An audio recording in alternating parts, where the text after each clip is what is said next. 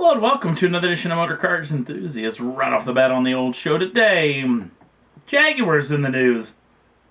Jaguar's in an interesting situation. You may remember from back in the past, Jaguar Land Rover was actually owned by the Ford Motor Company, where it kind of floundered. It really wasn't paid close enough attention by the Ford Motor Company. Ford Motor Company actually jettisoned the Jaguar Land Rover brand ahead of the economic downturn, try to free up some capital to actually help them go smoothly through said economic downturn.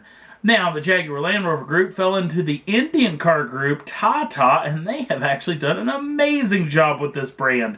Jaguar's revitalized itself, not to mention the Land Rover is selling exceptionally well, especially on the back of that brand new Land Rover Evoque. Jaguar's actually lost a tad bit of market share over the past couple of years, and they're planning on fixing that, releasing some official pricing for some new machines. The new XJ is going to come in at $74,400 US, and the new XE is going to come in at $34,900 US. Less money than a lot of people and a lot of analysts have been saying that these machines were going to come out at, not to mention less money than the last generation of these machines or last year's model, because Jaguar's actually cutting the price of the initial vehicles in every segment. That being said, you're not going to get less for your money. You're actually going to get more because they're going to have a lot more standard equipment, a lot more of the niceties inside of these machines heading forward. What they're trying to do is trying to bump up their market share by lowering the price, making the lowered price cars a little bit more desirable. This is not a bad plan, especially if you have enough room inside of each machine to still be able to make money doing this. So that sounds like a pretty good plan for the folks at Jaguar Land Rover and Tata. We'll keep you in tune if it actually flies and works well for them. Next up on the list, the Chrysler organization is getting ahead on the brand new 300. The new 300 is going to be coming out in the next couple of years. But apparently one of those variants officially is being cut by FCA, at least for the North American market. This version, the 300 SRT, is apparently going away. The 300 SRT came with a 6.4 liter, normally aspirated, Hemi V8 making 470 brake horsepower.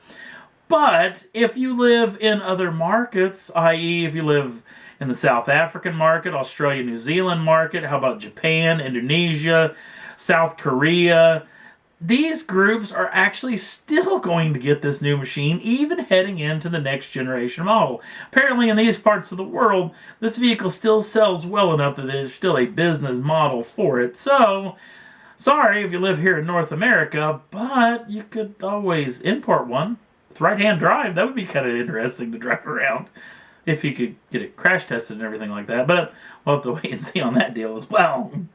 Next up on the list, Aston Martin's going to show this off at the Frankfurt Motor Show. It's a new variant of the DB9 GT. Now, underneath this vehicle remains to be the same. It's classic DB9 GT. Comes with a 6-liter, normally aspirated V12, making 539 brake horsepower and 457 pounds-feet of torque. That's slipped through a 6-speed automatic transmission, and the vehicle is rear-wheel drive. 0 to 60 comes in at 4.5 seconds, and it comes in at 183 miles an hour as far as the top speed. Now, what makes this thing so significant? Because you can live out your inner 007, your inner James Bond love with this particular machine, because this is the James Bond edition of the brand new DB9 GT from Aston Martin. Couple of things are going to be at this vehicle. Obviously, they're all going to come in this special silver color, which is actually the same color that's on the DB10 that Daniel Craig will be driving in the brand new Spectre James Bond film. Not to mention there's lots of 007, lots of James Bond logoing all over the inside of the vehicle. Again, it's still just a DB9, which, that being said, is nothing to bark at because it's one of the most beautiful cars on the planet. Aston has yet to release exactly what the pricing and what the availability will be on this machine, but again, it's going to debut at the Frankfurt Motor Show, so we don't know a whole lot just in a week, just a touch over a week from the taping of this program.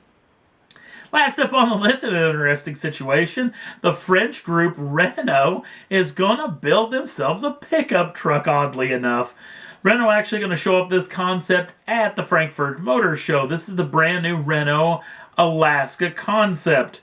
Now, this particular machine, we don't know a whole lot about. It's going to come with an array of turbocharged 4-cylinders, assuming one of those Turbo 4s is going to be a diesel variant. That being said, this is not just a concept machine.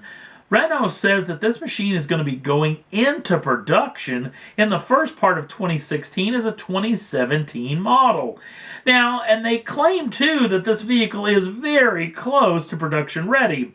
Even though I have to say that that cab looks a little bit like the Colorado/Canyon, and the nose of it kind of looks like a little bit like the Frontier.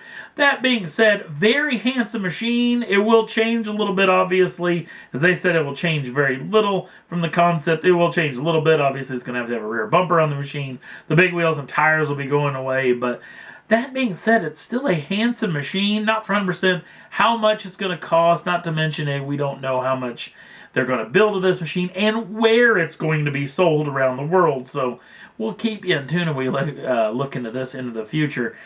Pretty odd that Renault would build a pickup truck, but it may just sell like hotcakes. We'll have to wait and see on that deal as well.